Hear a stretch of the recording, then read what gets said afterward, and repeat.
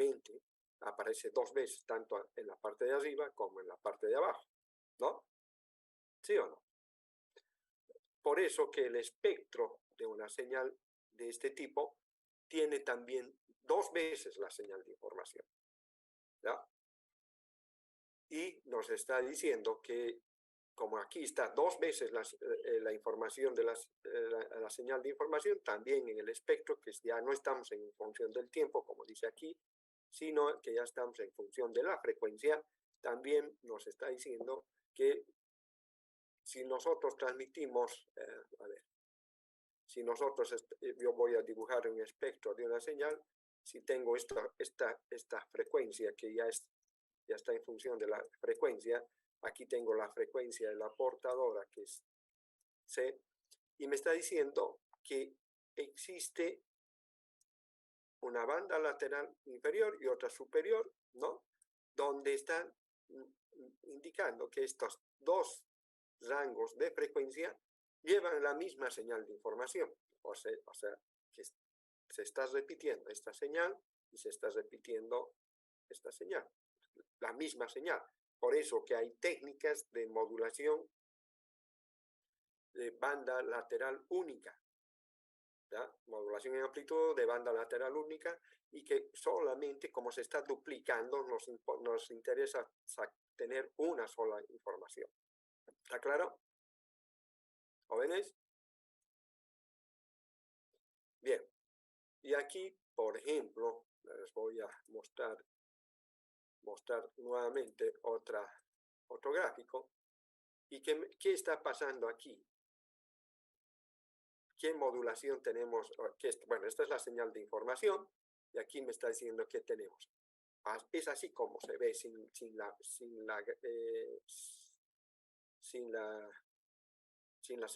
la señal modulante, como estamos viendo acá, ¿no? Sin que esto nos está describiendo la señal de información, ¿no? ¿Y qué está pasando aquí? Esta es modulación de amplitud, está variando en amplitud, y aquí abajo, ¿qué está pasando?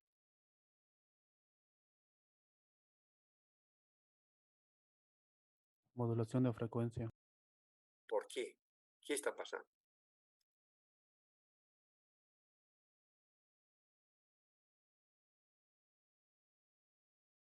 ¿Varía la frecuencia o no varía la frecuencia?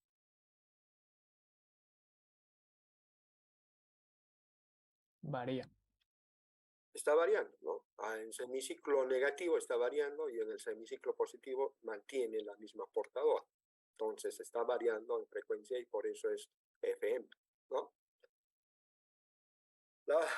La fase también podríamos verlo, pero simplemente es que en vez de empezar, digamos, acá, se da la vuelta a 180 grados y cambia de fase, ¿no? ¿Está claro hasta ahí, jóvenes?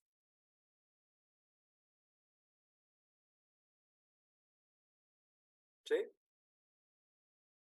Y volvemos entonces a lo que nosotros estamos viendo, para que ya hemos hecho una introducción de lo que es la modulación de amplitud, y queremos ver ahora entonces lo que nos dice el libro. Alejandro Alcocer. Alejandro. Sí, ingeniero, disculpe, Ya, no lo escucho por muy favor, bien. lee la modulación de amplitud. Ok. Modulación de amplitud. En la transmisión de señales a larga distancia se emplea medios de transmisión como el cable, la fibra óptica o la atmósfera. Cada uno de estos medios tiene un ancho de banda que es más adecuado para la transmisión eficiente de señales en el intervalo de alta frecuencia. Como consecuencia, para transmisión de señales de baja frecuencia por un canal, es necesario transformarlas en señales de alta frecuencia por medio de una operación de modulación. En el texto receptor, la señal modulada de alta frecuencia se demodula y la señal deseada de baja frecuencia se extrae luego para un procedimiento posterior. Hay 4 tipos principales de modulación de señales analógicas: modulación de amplitud, modulación de frecuencia, modulación de fase y modulación de amplitud de pulsos. De estos esquemas, el primero es conceptualmente simple y se estudia a continuación. No leas 94. eso porque son datos de dónde han sacado esos párrafos. Ok. En el esquema de modulación de amplitud, la amplitud de una señal senoidal de alta frecuencia, A coseno, De omega sub t de sí, por A t. coseno de omega sub 0, denominada señal portadora, se varía mediante una señal de banda limitada y baja frecuencia X sub t, llamada señal moduladora. Ello genera una señal de alta frecuencia que se denomina señal modulada. De acuerdo con Y sub t igual a X por t, ¿es eso? Sí, Okay. Coseno de, ¿cómo dijo? omega sub 0 de t. Ok, coseno de omega sub. ¿Sí o no? Sí, por favor. De tal modo, la modulación de amplitud se puede implementarse al formar el producto de la señal moduladora con la señal portadora. Es posible demostrar que el espectro Y de J de omega de Y sub t está dado por YJ de omega A sobre 2 XJ de omega menos omega sub 0 más A sobre 2 XJ de omega más omega sub 0. Podríamos parar un momento, por favor. Ya, Ok, aquí me está diciendo que esta y de t es la señal modulada, ¿no? Y que me está diciendo que aquí está la señal de la información y todo el resto es la señal de la portadora, ¿no? Y cuando nosotros ya aplicamos Fourier, estamos viendo el espectro de esa señal modulada, me está diciendo que aquí tengo, por operaciones trigonométricas y todo lo demás que nosotros estamos haciendo, integrales y todo lo que hemos hecho con Fourier, me está diciendo que el espectro es igual a sobre 2 x de j omega menos j omega. ¿Quién me está diciendo esto? ¿Qué creen que me está diciendo esto? Yo les decía que en el gráfico que hemos hecho del espectro de esa señal que habíamos dibujado, ¿qué será esto? Me dice que es la señal de la portadora menos la señal de la información. Esa es la banda lateral inferior, lo que habíamos visto, y aquí me está mostrando la banda lateral superior, porque en este caso es menos y aquí es más, y me está mostrando la banda lateral superior. Seguimos, por favor.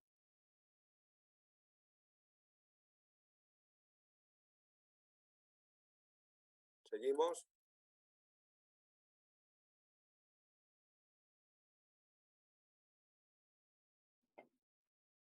¿Quién ¿sigo estaba yo? leyendo? Sí, ¿Sigo por yo? favor. Ok. Sí, sí. Donde X de J de omega es el espectro de la señal moduladora X sub t. La figura 1.4 muestra el espectro de la señal moduladora y de la señal modulada bajo la suposición de que la frecuencia de la portadora omega sub 0 es más grande que omega sub m. La, la frecuencia más alta contenida en X sub t, como se ve en esta figura, Y sub t, es ahora una señal de alta frecuencia y de banda limitada con un ancho de banda 2 omega sub m, centrado en omega sub 0. La porción de la señal modulada por amplitud entre omega sub 0 y omega sub 0 más omega sub n se denomina banda lateral superior, en tanto que la proporción entre omega sub 0 y omega sub 0 menos omega sub m se conoce como la banda lateral inferior. Debido a la generación de dos bandas laterales y la ausencia de una componente de portadora en la señal modulada, el proceso se denomina modulación de doble banda lateral con portadora suprimida. La demodulación de Y sub t, suponiendo que omega sub 0 sea mayor a omega sub m, se lleva a cabo en dos etapas. Primero se forma el producto de Y sub t con una señal senoidal de la misma frecuencia que la de la portadora, lo cual da Como por resultado, lo cual da por resultado aquí abajo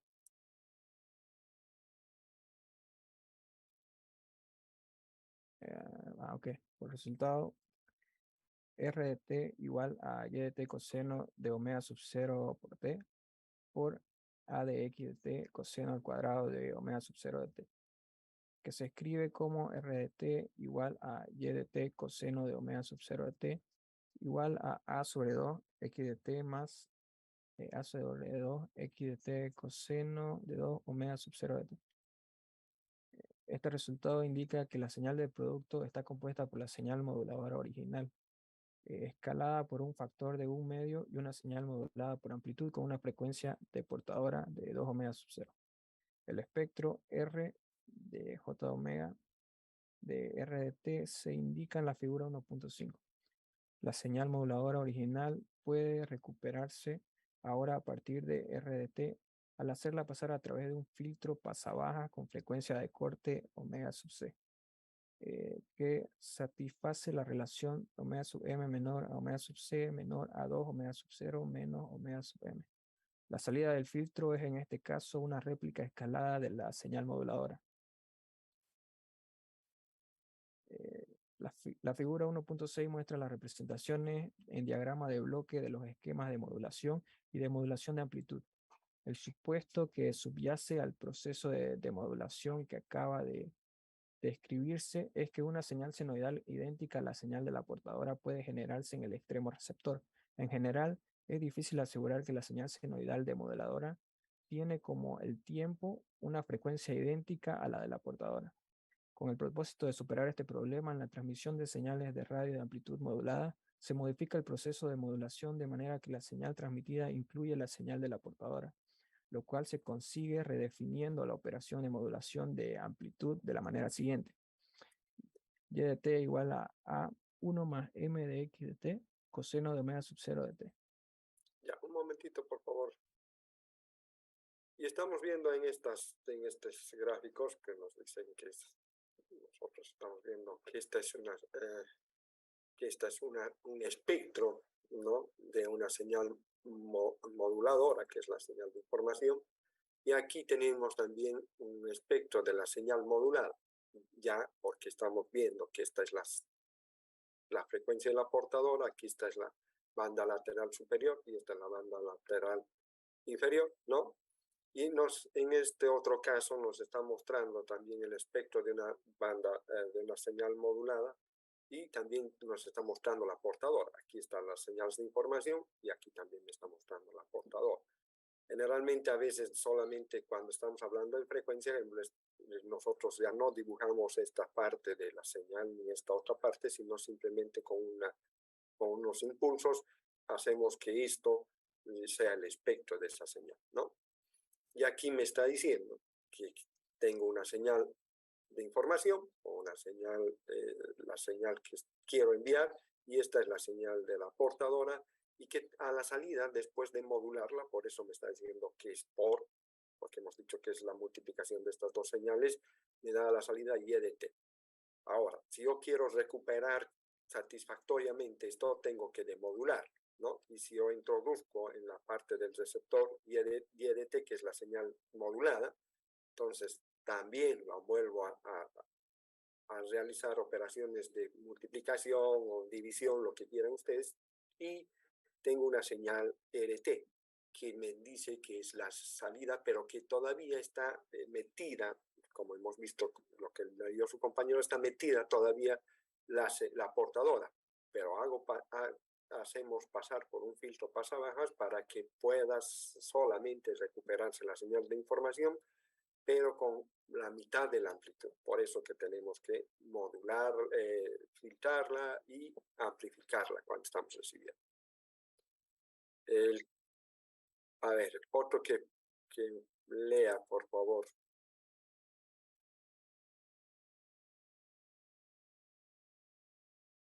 Soria, labor Soria. Sí, ingeniero, ¿se escucha? Sí. Ahora, bien, aquí nos quedamos en esta ecuación y me está diciendo que esta señal aquí ¿es una señal modulada o no es una señal modulada?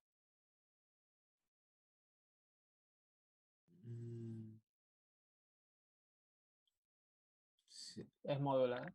Es modulada, ¿no? Es una señal modulada.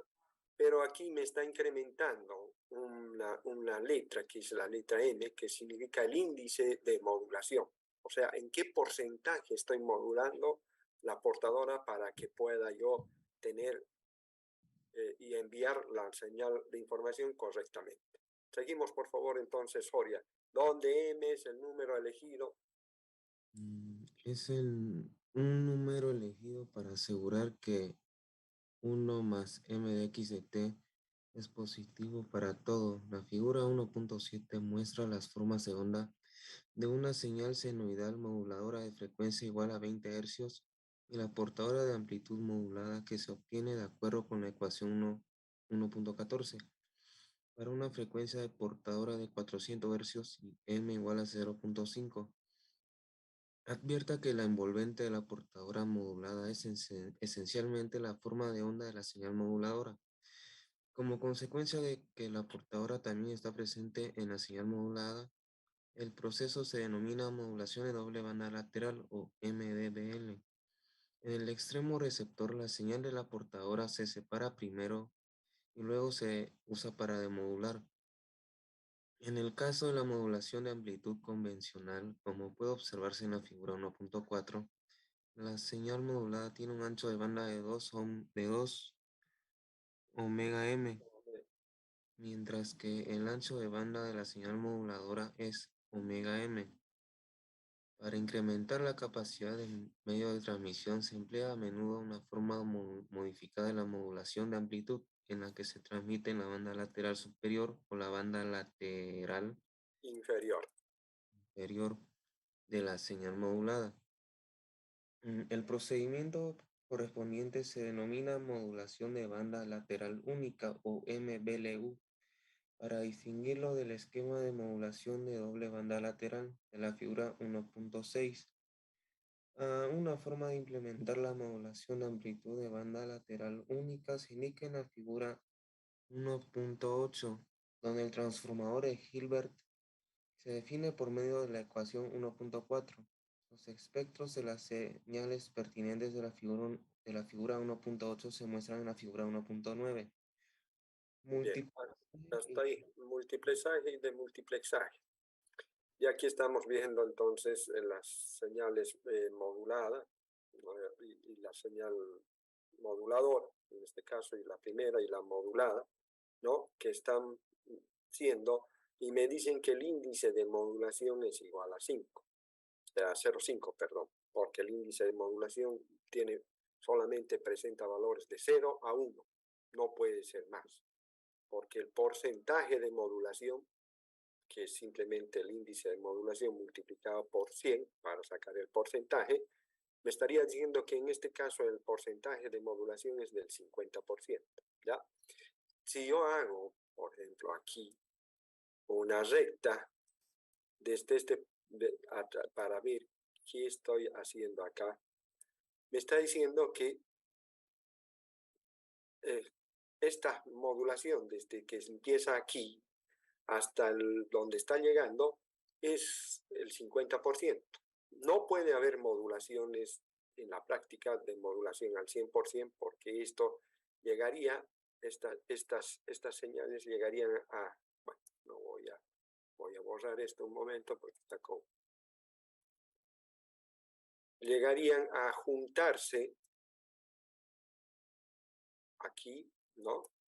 Y por lo tanto estaríamos perdiendo información. Esto llegaría a juntarse con este otro y en este lapso de tiempo nosotros estaríamos perdiendo información. Por eso se dice que no existe en AM una modulación del 100%, ¿ya?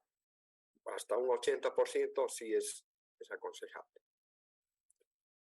¿Consultas, jóvenes, hasta ahí? ¿Nada? No. Bien, ¿qué entienden por multiplexaje y demultiplexaje, como les dije, o multiplexaje o demultiplexaje, como nosotros habitualmente hacemos? ¿Qué entienden por esto? ¿Qué significa?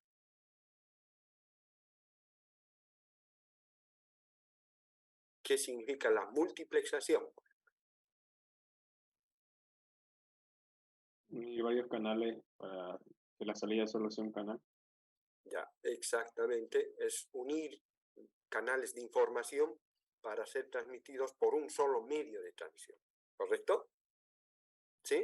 Eso es lo que hacemos. ¿Y cuántos tipos de multiplexación conocen ustedes?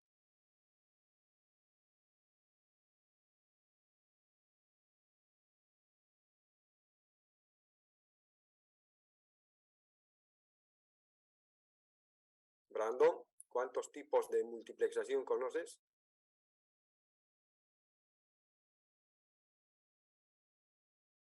No. Hay dos básicamente. En redes, por ejemplo, en transmisión digital, si quieren, de comunicación digital, ¿qué utilizamos? ¿Qué multitipo de multiplexación? Por división de tiempo o de frecuencia. Exactamente. Esas son las dos multitipos de multiplexaciones, por división de tiempo o por división de frecuencia. Y eso es lo que vamos a ver a continuación. Ahora, ¿cómo es la multiplexación por división de tiempo? ¿No? ¿Cómo es la multiplexación por división de frecuencia? Nosotros, si dejamos de compartir, voy a dejar de compartir un poco esto para introducirles en la multiplexación y voy a buscar aquí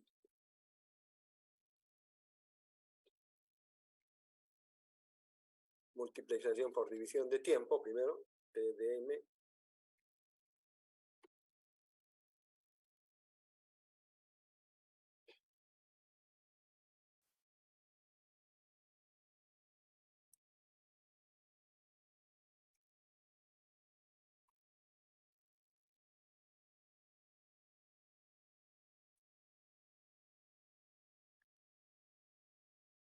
Vamos a ver primero la multiplexación por división de tiempo. ¿Y qué me está diciendo? ¿Qué es lo que hace esta multiplexación por división de tiempo? Este es un gráfico que nos va a ayudar a esto. Y que estamos viendo, por ejemplo, que este es el símbolo del multiplexor, es un triángulo como que ustedes están viendo, y que tiene varias entradas, ¿no? Que tiene un canal de información A1 o A, un canal de información B y un canal de información C, ¿no? Nosotros sabemos que para hacer la transmisión de datos, ¿qué es lo que hacemos? ¿Segmentamos o no segmentamos la información? O sea, de acuerdo al modelo OSI, ustedes han debido llevar todas esas cosas. ¿Quién hace la segmentación en el modelo OSI?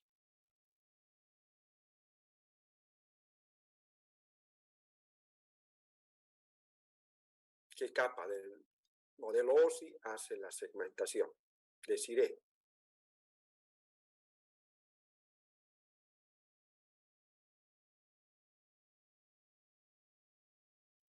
La de transporte. La de transporte, ¿no? La capa de transporte. ¿Y qué nos está diciendo? Entonces, que lo segmenta la información para enviarlos en paquetes que no tienen el mismo tamaño, obviamente, ¿no? Entonces, me está diciendo que aquí hay una señal, un canal de información de A, B y C. ¿Y qué ocurre con la multiplexación por división de tiempo? Me está diciendo que va a mandar la información de cada una de las informaciones, pero en tiempos distintos. Por ejemplo, primero mandará en la trama 1, que es a la salida de la capa física, ¿no?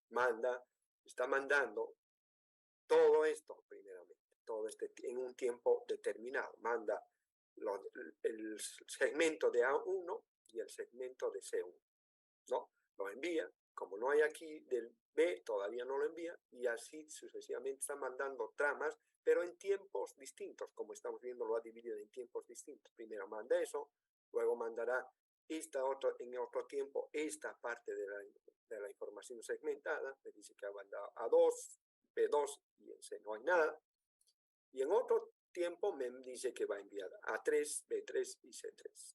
O sea, que está utilizando todo el ancho de banda del canal, pero lo está dividiendo para mandar la información en tiempos distintos de cada uno de ellos. ¿Está claro hasta ahí, jóvenes?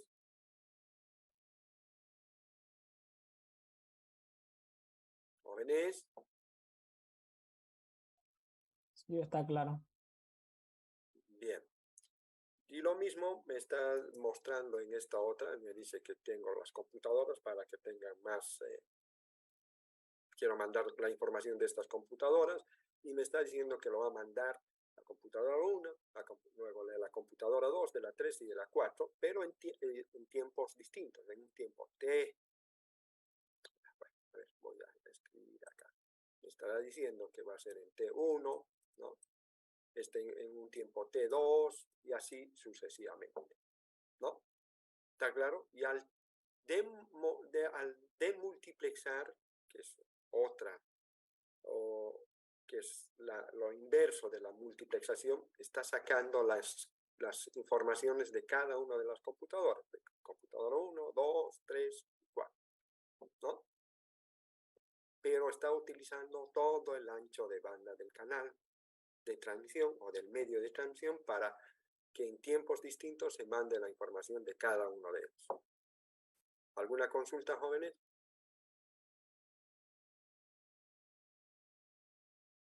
Jóvenes, voy a dejar de compartir esto y les voy a mostrar nuevamente ya la diferencia que existe entre la multiplexación por división de tiempo y por división de frecuencia, ¿no?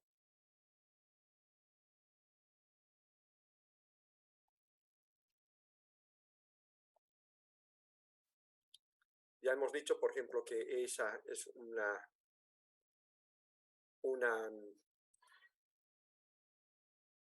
de las formas como mandamos la señal en las redes, ¿no?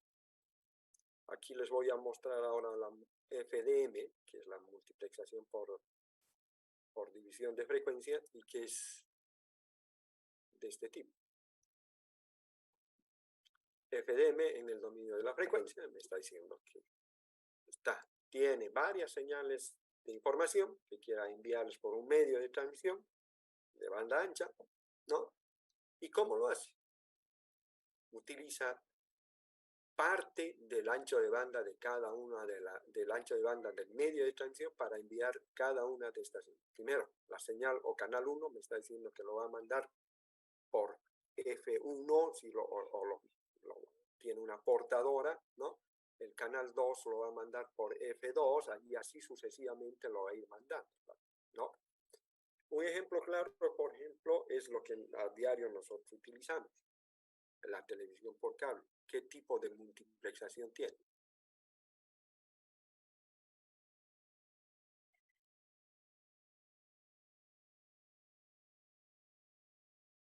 ¿Jóvenes?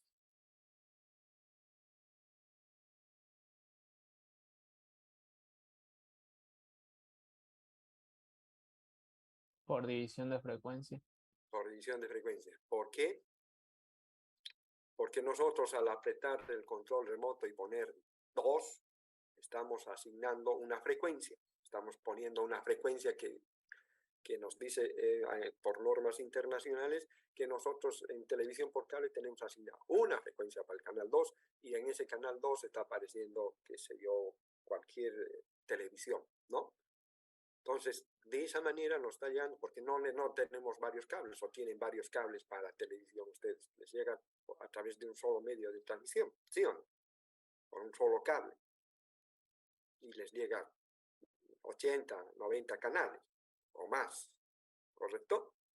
¿Y cómo lo están haciendo para llegar a eso? Por la multiplexación por división de frecuencia.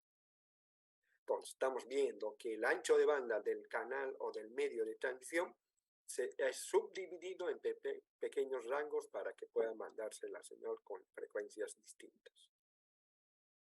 ¿Alguna consulta, jóvenes?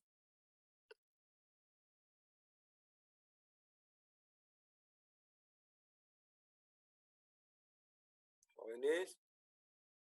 ¿Nada?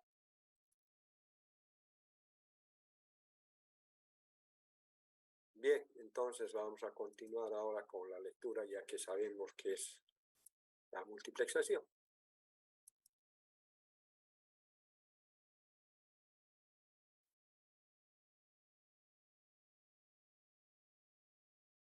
Alejandro Alcócer. Lee, por favor. Alejandro. Sí, pero sí, ingeniero, no lo escucho muy bien. Lee, por favor, la multiplexación y demultiplexación y habilita tu cámara. Ok.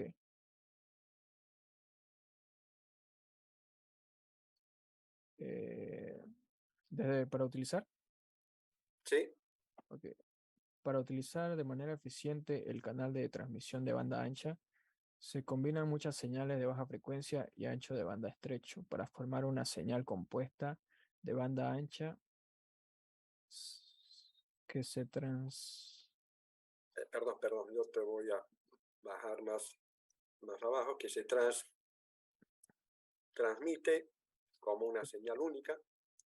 El proceso de combinación de estas señales se denomina multiplexaje, el cual se implementa para asegurar que una réplica de las señales originales de baja frecuencia y ancho de banda estrecho pueda recuperarse en el extremo receptor.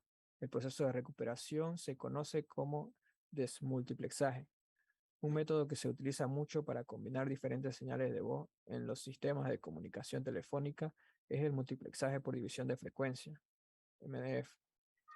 En este caso, cada señal de voz, por lo común, de banda limitada a una banda de baja frecuencia de to alfa de 2 m omega sub a m. omega sub m. Esta es una aclaración. Esta omega significa que es la señal, cuando ustedes vean omega sub m, significa que es 2 veces la señal modulante, la frecuencia de la señal modulante. Y cuando vean 2 omega sub 0, que es la portadora, eso es lo que está diciendo. Ya. Seguimos, por favor. Okay. De ancho se traslada en frecuencia a una banda de frecuencia más alta utilizando el método de modulación de amplitud de la ecuación 1.10. La frecuencia de la portadora de las señales adyacente de amplitud modulada que separa mediante omega sub 0 con omega sub 0 mayor a 2 omega sub m para asegurar que no haya superposición de los espectros de las señales moduladas individuales. Después de estas se suman para formar una señal compuesta de banda base.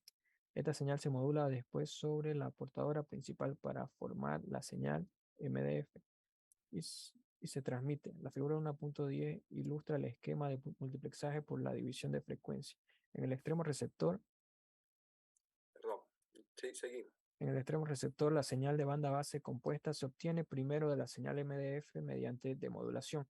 Después, cada señal individual trasladada en frecuencia se desmultiplexa.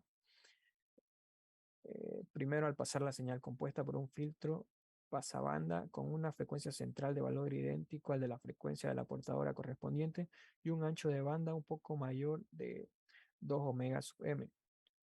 Después se demodula la salida del filtro pasabanda utilizando el método de la figura 1.6 B para recuperar una réplica escalada de la señal de voz original.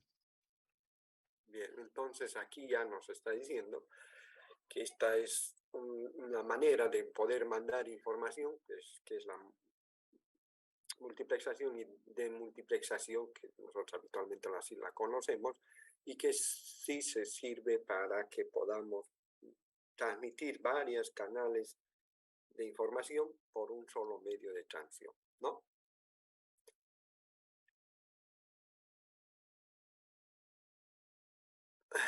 Modulación en cuadratura. Bustamante, por favor. Antes de esto, antes de empezar con la lectura, este tipo de modulación ya es una modulación digital, ¿no?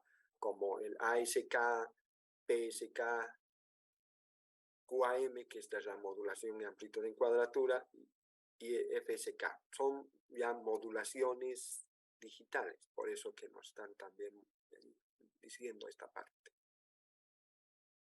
Seguimos, por favor, Bustamante.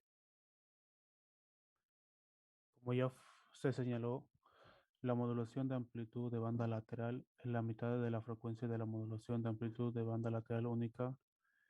Con respecto a la utilización del espectro, el método de la modulación de amplitud cuadrática recurre a la modulación de banda lateral para modular dos señales diferentes de manera que éstas ocupen el mismo ancho de banda. Por lo siguiente, la MAC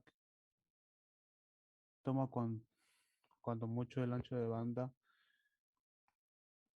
correspondiente correspondiente al método de modulación de banda lateral única. Para entender la idea básica que subyace al método de MAC, considere que Y1 de t y Y2, no, X1 de t y X2 de t son dos señales de banda lateral, de banda limitada y baja frecuencia con un ancho de banda omega omega sub m. sub m, como se indica en la figura 1.4a. Las dos señales moduladoras se modulan de manera individual mediante las dos señales de portadoras A de coseno de omega sub 0 de t y A de seno de omega sub 0 de t, respectivamente, y se suman de lo que se resulta una señal compuesta y de t dada por y de t igual a x de 1 de t coseno de omega sub 0 de t más ax de 2 de t seno de omega sub 0 de t. Advierta que las dos señales portadoras tienen la misma frecuencia portadora omega sub 0, pero una diferencia de fase de 90 grados. En general, la portadora A cosenos omega sub t, no, omega sub 0 de t se conoce como componente en fases, y la portadora Espera un momentito, por favor. Ya. la portadora A seno de omega sub 0 de t como componente en cuadratura. En cuadratura. El espectro y j de omega de la señal compuesta y de t está dado ahora por yj de omega igual a sobre 2 x1 j omega menos omega sub 0 más x1 de j omega más omega sub 0 más a sobre 2j x de 2j omega menos omega sub 0 menos x Sub 2. sub 2j omega más omega sub 0, y se observa que ocupa el mismo ancho de banda que la amplitud, no, que la señal modulada que se obtiene mediante una modulación de banda lateral. De doble banda lateral. Para recuperar las señales moduladoras originales, la señal compuesta se multiplica por la componente en fase y cuadratura de la portadora por separado, lo que produce dos señales. R1 de t igual a y de t coseno de omega sub 0 de t, R2 de t, y de t seno de omega sub 0 de t. Al sustituir y de t en la ecuación 1.15 y en la 1.17 se obtiene un poco de álgebra. R1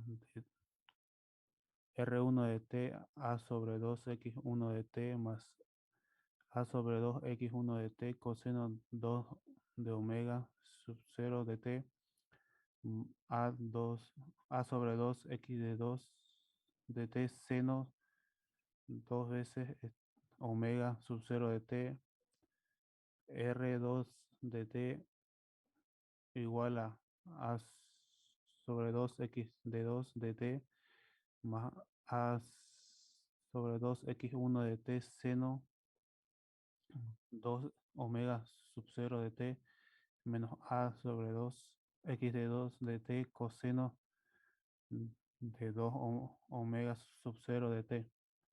El filtrado de pasabanda de R1 de t y R2 de t mediante filtros con frecuencia de corte en omega de m produce dos señales moduladoras en la figura 1.11.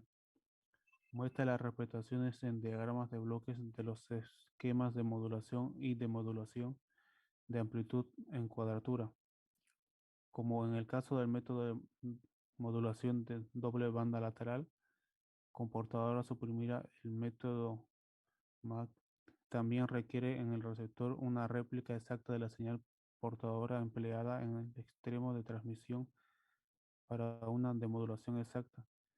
En consecuente, no se emplea en la transmisión directa de señales analógicas, aunque se aplica en la transmisión de secuencias de datos en el tiempo discreto y en la transmisión de señal analógica convertidas en secuencias de tiempo discretos mediante el muestreo y conversión analógica digital.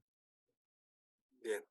Nosotros entonces nos está diciendo que aquí, ya como les anticipé, que estamos viendo que esta modulación en cuadratura es una señal, es una modulación digital, les dije. ¿Y por qué me está diciendo, por ejemplo, aquí que están desfasadas 90 grados? Porque ustedes saben que el seno y el coseno, ¿cuánto de desfase hay?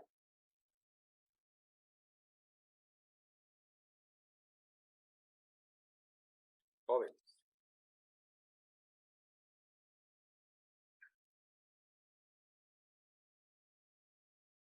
¿Cuánto de desfase hay entre una función seno y coseno?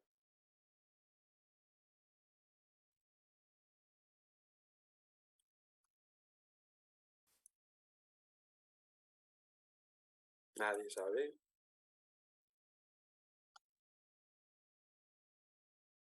$90 grados, ¿no? Por eso me está diciendo que ahí hay un desfase de 90 grados y me está diciendo también que hay un diagrama de bloques que me está diciendo acá, que me está mostrando aquí que tengo una señal de entrada X1 de T y X2 de T que estoy modulando en modulación en cuadratura y me dice que esta es la señal de información, que también que esta es la, perdón, esta es la portadora y me está diciendo que al multiplicar estas dos señales tengo estas dos señales con las otras dos, tengo un desfase de 90 grados y me está saliendo aquí para sumarse las dos como en la ecuación que hemos visto acá, ¿ya? Y me está diciendo que eso lo envía como una sola señal, como si fuese una señal de modulación de banda, de doble banda lateral, ¿ya? Aquí ya para demodular metemos la señal modulada en banda lateral y cuadratura y me está diciendo también que tengamos que tener una portadora igual que en la transmisión, por eso nos decía eso, y que nosotros sabemos entonces que el desfase que existe es de 90 grados y nos está sacando ya sea con coseno o seno y en cada uno de estos filtros y estos filtros paso abajo hacen que salga la señal, como hemos visto también en la modulación en amplitud, que es en amplitud más pequeña. Está diciendo que es la mitad de la amplitud de X1 de T y la mitad de la amplitud de X2 de T. ¿Está claro, jóvenes?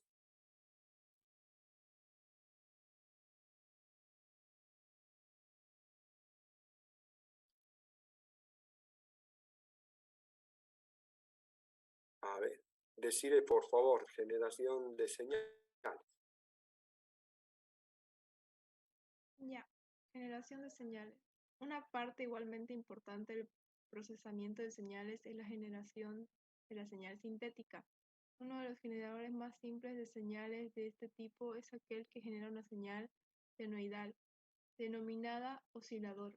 Este dispositivo es parte integral del sistema de modulación y demodulación de amplitud que se describió en las dos secciones previas. También tiene otras aplicaciones diversas en el procesamiento de señales. Hay aplicaciones que requieren la generación de señal periódica, como ondas cuadradas y ondas triangulares. Ciertos tipos de señales aleatorias con un espectro de amplitud constante para todas las frecuencias, que se conoce como ruido blanco, tienen muchas veces aplicaciones en la práctica. Una de ellas es la generación de señal de voz sintética en tiempo discreto. Perdón. Ya, nos está diciendo, este es así lo más corto, y me está diciendo que nosotros tenemos dispositivos para poder generar señales. Y, no sé si ustedes conocen el generador de funciones de un laboratorio, que nos genera ondas triangulares, cuadradas, senoidales, diente de sierra. ¿Ustedes han visto ese dispositivo alguna vez? ¿ONES?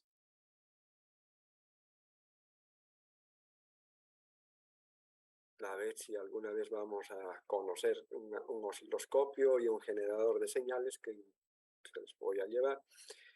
Y nosotros, eso me está diciendo que ese es lo más básico que podemos implementar. Como también hay otros dispositivos que pueden generar señales, como en el caso de la música, ¿no? Que generan sonidos como si fuese un tambor, una guitarra o algo por el estilo, cada uno de los instrumentos, y por esa razón me está diciendo que sintéticamente podemos generar sonidos de algunos instrumentos o otro tipo de ondas que nosotros queramos generar. ¿Ya?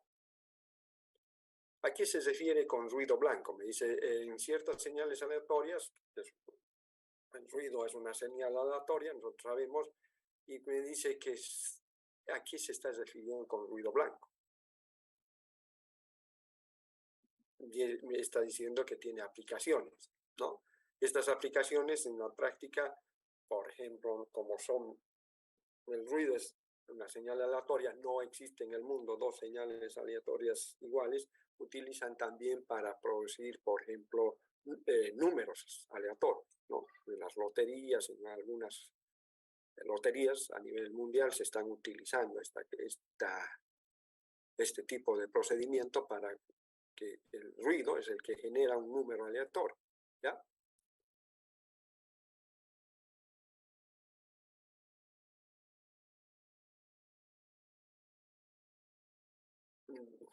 Brandon, por favor, ejemplo de señales comunes. Pero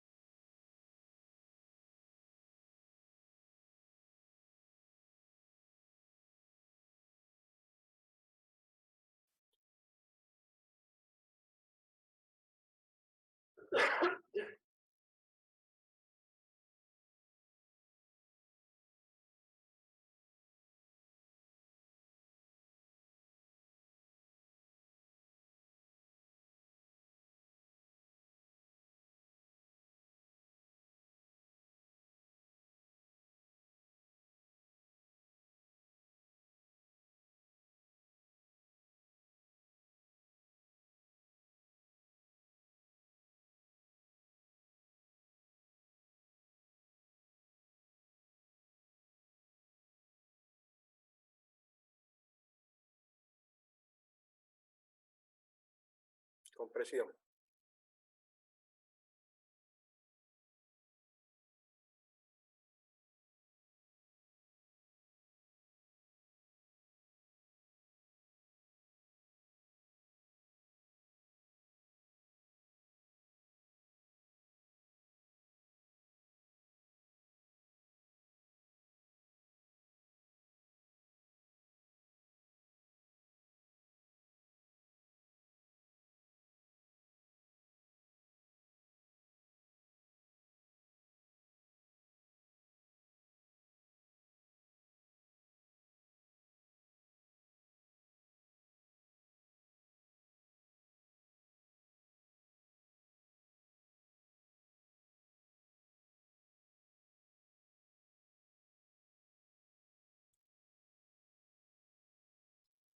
Continuamos. Antes de pasar, y aquí está, este es el proceso del electrocardiograma que nosotros a veces nos hemos hecho sacar. Este es un electrocardiograma y esta es una de las ampliaciones que tenemos de esta parte de esta onda, ¿no? Y que me está diciendo que tiene que tener ciertos niveles, cierto periodo de tiempo de duración y todas esas cosas que los médicos ven para que nos digan cómo está funcionando nuestro corazón, ¿no? Aquí está, por ejemplo, la parte P, la parte PQR y todo lo que nosotros estamos viendo, con lo que, lo que hemos leído, ¿ya? Seguimos, por favor, entonces.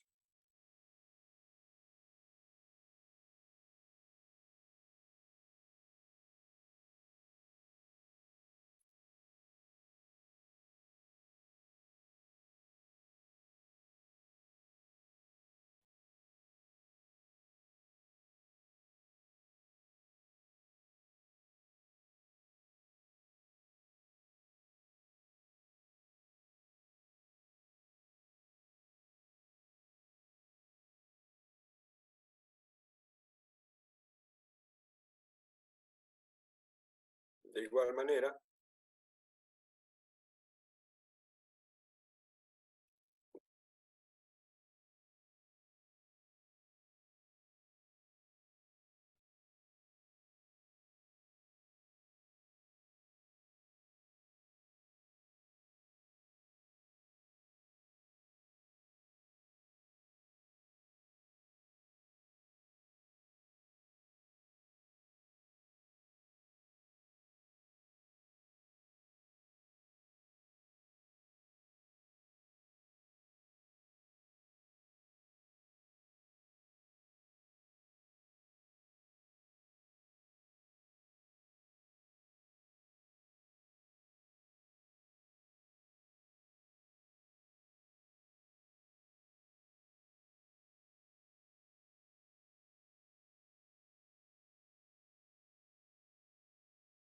capacitivo.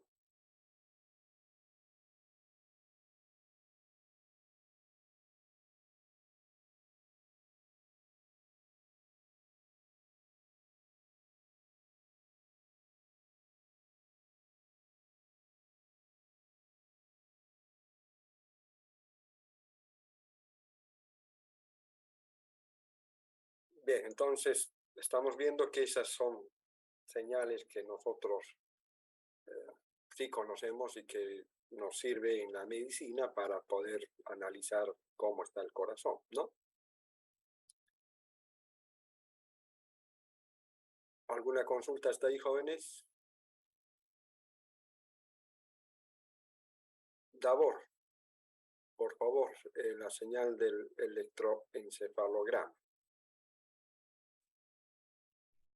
La suma de la actividad eléctrica ocasionada por el encendido aleatorio de miles de millones de neuronas en el cerebro se representa por medio de la señal de EGG COH86.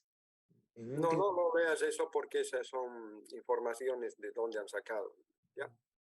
En múltiples registros de EGG, los electrodos se sitúan en diversas posiciones sobre el cuero cabelludo, con 2 electrodos comunes ubicados en los lóbulos de la oreja, y se registran las diferencias de potencial entre los distintos electrodos.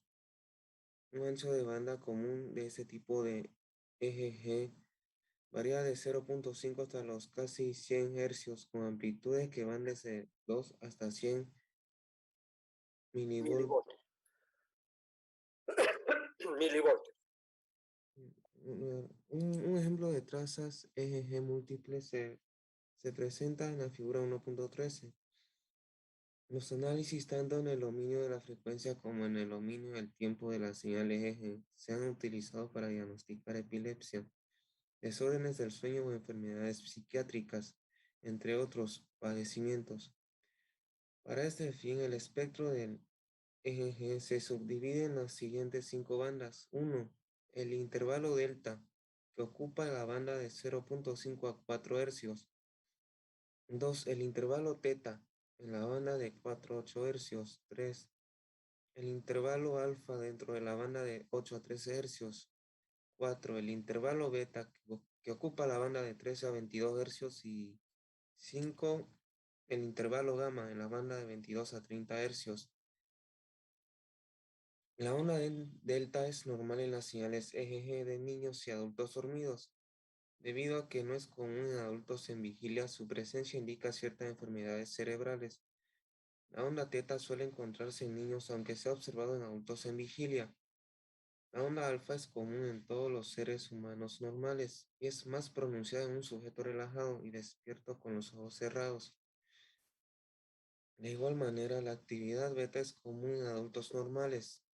El EEG exhibe ondas rápidas de bajo voltaje que se conocen como ondas en movimiento ocular rápido, REM por sus siglas en inglés, en un sujeto que sueña cuando duerme. En otro caso, en un sujeto que duerme, el EEG contiene ráfagas de ondas similares a la alfa, que se conocen como agujas de sueño. El EEG de un paciente epiléptico Presenta varios presenta varios tipos de anormalidades. tipos de anormalidades que dependen del tipo de epilepsia, enfermedad producto de descargas neuronales descontroladas. Ya, está bien, gracias. Entonces nosotros estamos viendo otro tipo de señal que sí lo podemos representar y estudiarla, que son las ondas cerebrales que están producidas por las neuronas, ¿no? Y que nos dicen cómo está funcionando nuestro cerebro, qué cosas tenemos.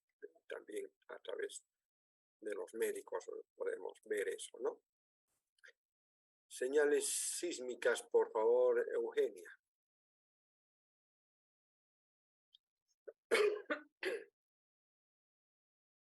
Señales sísmicas. Las señales sísmicas surgen debido al movimiento de rocas como consecuencia de un terremoto, erupción volcánica o explosión subterránea. El movimiento del suelo genera ondas elásticas que se propagan a través del cuerpo de la Tierra en todas las direcciones a partir de la fuente del movimiento. Debido al movimiento terrestre, se generan tres tipos básicos de ondas elásticas. Dos de ellas se propagan. Perdón, un momentito. Quería mostrarles esto, pero ya propagan por el cuerpo de nuestro planeta. Moviéndose una más rápido con respecto a la otra. La onda de movimiento más rápido se denomina onda primaria o P, en tanto que el movimiento más lento se conoce como onda secundaria o S. El tercer tipo de onda se denomina onda superficial y se mueve a lo largo de la superficie del suelo. Estas ondas sísmicas se convierten en señales eléctricas por medio de un sismógrafo y se registran sobre una tira de registro gráfico o una cinta magnética. En virtud de la naturaleza tridimensional del movimiento del suelo, un sismógrafo suele estar compuesto por tres instrumentos de registro independiente que proporcionan información acerca de los movimientos en las dos direcciones horizontales y una dirección vertical y genera tres registros, como se ilustra en la figura. Cada registro es una señal unidimensional. A partir de las señales registradas, es posible determinar la magnitud del terremoto o explosión nuclear, así como la ubicación de la fuente original del movimiento terrestre. Las señales sísmicas desempeñan también un importante papel en la exploración geofísica de petróleo y gas. En este tipo de aplicación se colocan a intervalos regulares sobre la superficie terrestre arreglos lineales de fuentes sísmicas, tales como explosivos de alta energía. Las explosiones provocan la propagación de ondas sísmicas a través de estructuras geológicas de la superficie, que se reflejan hacia la superficie desde la interfaz entre los estratos geológicos. Las ondas reflejadas se convierten en señales eléctricas por medio de un arreglo compuesto por geófonos dispuestos en ciertos patrones y se despliegan como una señal bidimensional dependiente del tiempo y la posición, lo que se denomina recopilador de trazas, como se indica en la figura. Antes de que estas señales se analicen, se efectúan algunas correcciones preliminares de tiempo y amplitud en los datos para compensar diferentes fenómenos físicos. A partir de los datos corregidos, Las diferencias de tiempo entre las señales sísmicas reflejadas se usan para delinear deformaciones estructurales, mientras que los cambios de amplitud casi siempre indican la presencia de hidrocarburos. Bien, nosotros sabemos que con esta parte de señales sísmicas, nosotros a través de esas señales podemos ver si hay terremotos o hay petróleo o hay algunas otras, inclusive hasta agua y todo, gas, todo lo que nosotros podemos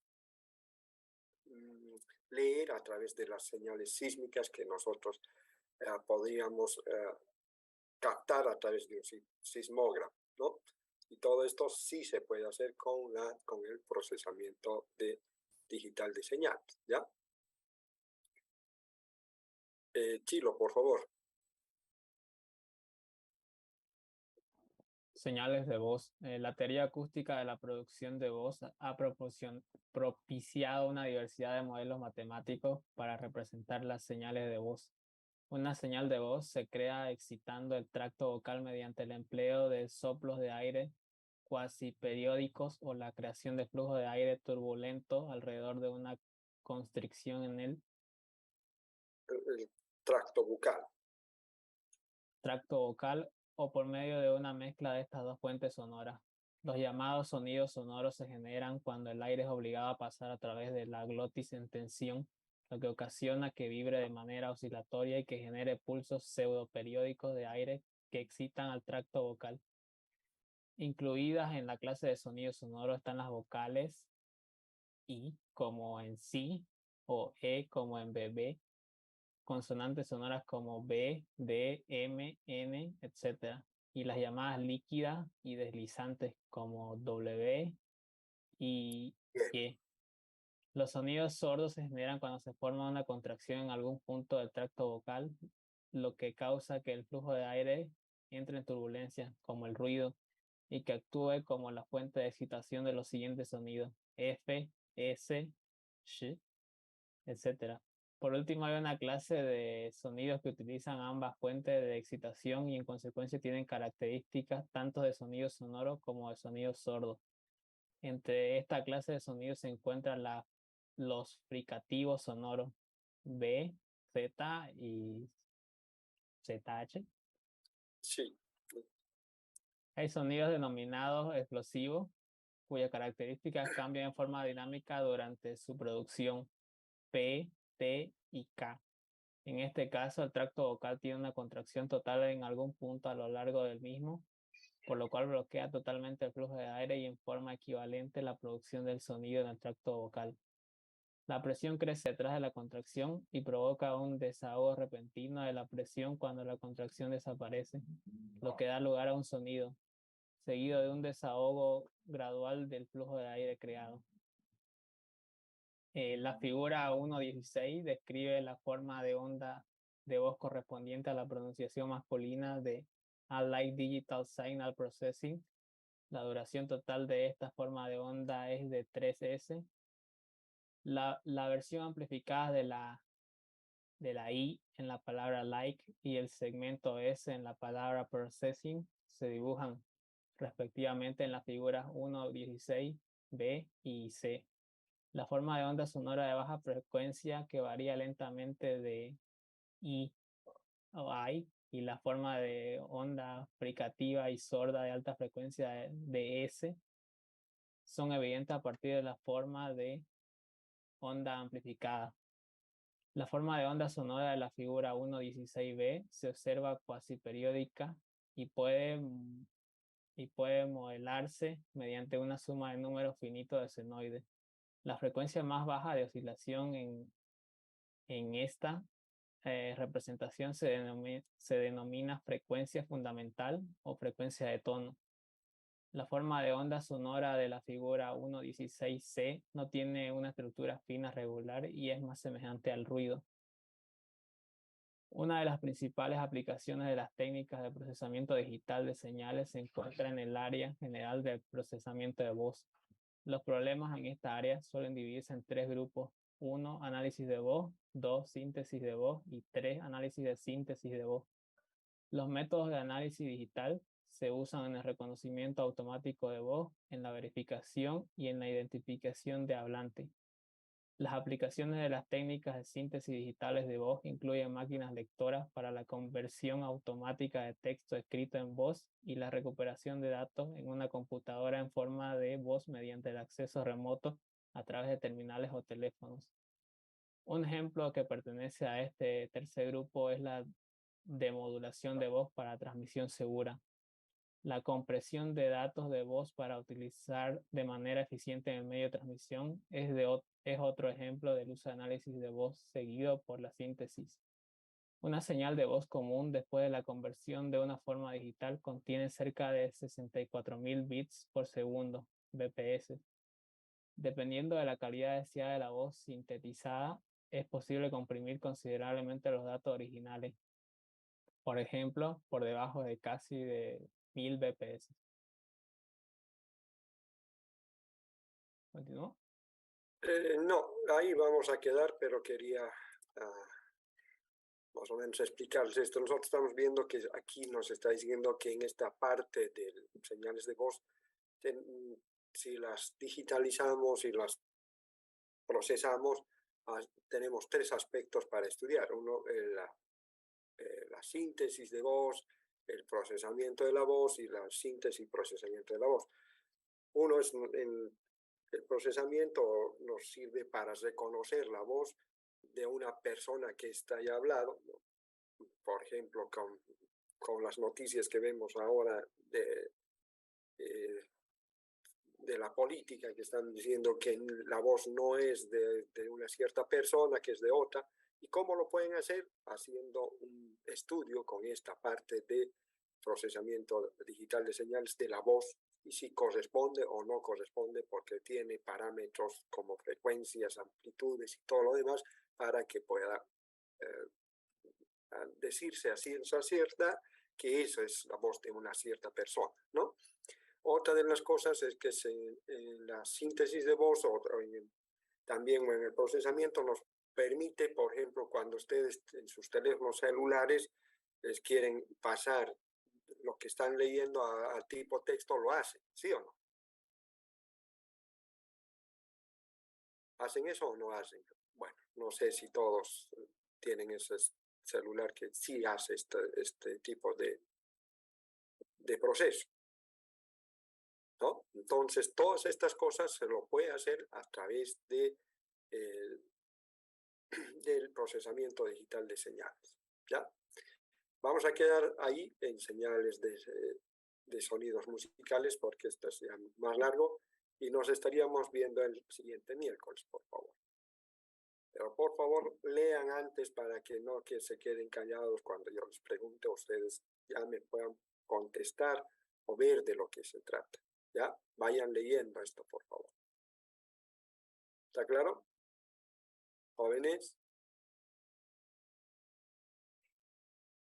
Bien, si no tienen nada más que agregar o preguntar, nos estaríamos despidiendo. ¿Preguntas?